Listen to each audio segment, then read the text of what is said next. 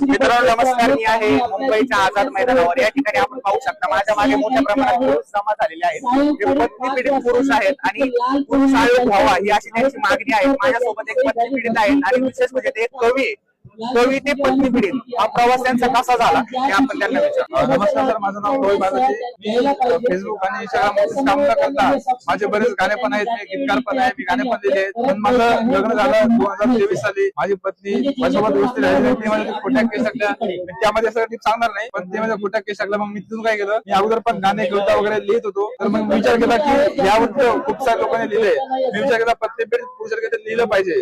मग मी तिथून पुढे पत्नीपीडित पुरुषासाठी कविता लिहायला लागलो, चारोळी लिहायला लागलो, त्या मी पब्लिश करायला लागलो। फेसबुक असेल, इंस्टाग्राम असेल, तिथे माझे फॉलोअर्स वाढत गेले आणि तिथून मला एक पत्नीपीडित लोक मिळत गेले। ते मला लोकांचे फोन येतात, मेसेज येतात, तर आता असं झालं, भावच झालं। काही काही तर लोक अक्षरशः पट्टीवर जातात की आम्ही आत्महत्या करतो, हा लास्ट कॉल आहे। मी आत्महत्या करू नका, तुम्हाला एक चान्स द्या, तुम्हाला बाहेर काढू शकतो। आम्ही लोकांना सांगतो की हे कोर्ट कचेरीमध्ये काही मोठी गोष्ट नाहीये आणि आपण कुठं फोन केलेला नाही, आपण कुठे गुन्हेगार नाही आहोत। हे फक्त पत्नीला केलेल्या खोट्या केस आहेत आणि यात काही होणार नाहीये, आपल्या कुटुंबाला कुठल्या प्रकार त्रास होणार नाहीये। ते बोलतात आमच्या आई वडील नाव टाकले, आम्ही कधी कोर्ट कचेरी पाहिलंच नाही, आमचे आई वडील वयस्कर आहेत, माझी बहीण जॉबला आहे, वगैरे वगैरे वगैरे। आम्ही काय करायचं आणि जगण्यापेक्षा मिळालं बरं। त्यापेक्षा मला म्हणतो की तुम्ही आत्महत्या करू नका, लढत राहा। माझ्या कवितांमधून त्यांना प्रेरणा मिळते। माझ्या कविता विद्रोही असतात, थोडे शब्द वाकडी असू शकतात, पण ते समाजाची गरज आहे आणि मी सर्व महिलांना टार्गेट करत नाहीये। जर समाजातील 4-2 महिला खराब असतील, त्यांच्यामुळे जर एखाद्या पुरुषाला आत्महत्या मिळत असेल आणि माझ्या कवितेपासून जर कोणाचा जीव वाचत असेल तर मला चुकीत असतील। आता माझ्यावरती काही महिलांनी कविता म्हणतात, माझ्यावरती काही खोट्या केस टाकल्या लातूरमध्ये काही महिलांनी। त्यांचं म्हणणं आहे की मी महिलांचा कच्ची करतो। मी कुठल्याच पोस्ट मध्ये मेन्शन करत नाही की सर्व महिला तशा आहेत।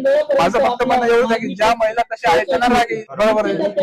आता भरपूर अशा महिला ज्या काय करतात, बाहेर एक प्लेगर ठेवतात, घरात एक नवरा असतो, ऑफिस मध्ये दुसरा प्लेगर असतो आणि परत काय उघडे झालं का लगेच नवऱ्याने जीवनाची धमकी दिली किंवा संशय घेतला असे हे आरोप करतात आणि बाहेर जाऊन परत माहेरामध्ये बॅकअप प्लॅन असतो। आणि या केसमध्ये मोस्ट ऑफ काय माहिती का, अनैतिक संबंध आहे। अशा महिलांना आपण जर तसं जर नाव दिलं किंवा त्यावर आपण तशा केली तर वाईट काय याच्यामध्ये, पण ज्या महिला तशा त्यांना राग येतो, मग त्या आमच्यावरती खोट्या केस करायचा प्रयत्न करतात। आणि माझ्या तर लातूरमध्ये पण केस चालू आहे आणि केस चालू आहे, पण मी न थांबता न डरता न घाबरता मी अजून पुढे काम करत राहील, लिहित राहील। मी प्रत्येक पुरुषाला आधार दिल्याचं काम करत राहील।